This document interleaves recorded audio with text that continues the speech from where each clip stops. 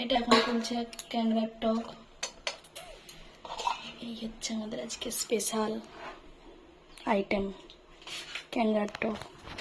এটা আমার খেতে দারুণ লাগে, দারুণ।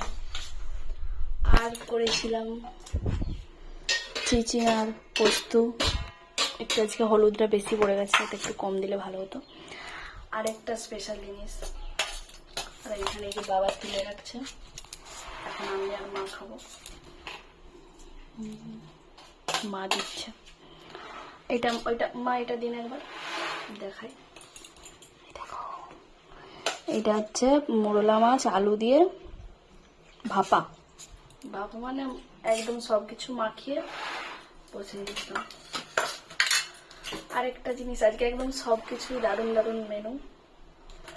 তো এই যে এটা হচ্ছে তোমার ছাতু ভাজা, এই একটা, এই একটা,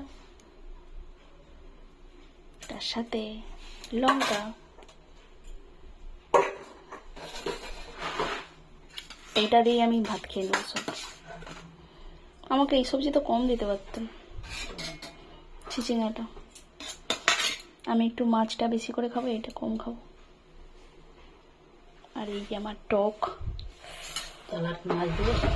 মাছটা একটু নেবো, আমি এইটা কম খাবো। মাছটা বেশি ভালো টেস্ট।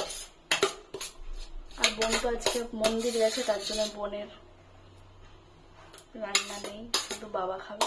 এখন আমি আর মা দুজনে মিলে বসবো। চলো টেস্ট করে জানাই ছাতুটা কেমন লাগছে।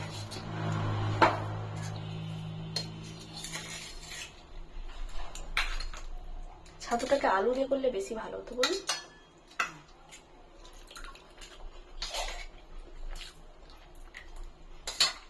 ভালো হয়েছে মোটামুটি। কিন্তু আমি তো আলু ভাতেটা নেবো। কোথায় আলু আছে? হারিয়ে গেছে। আলু মাখাবেন কেন? টক দিয়ে আলু ভাতেতে ভালো লাগে, ওই জন্য করছি।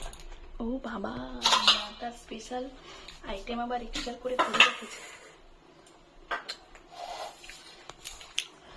চলো খেয়ে নিই আমরা।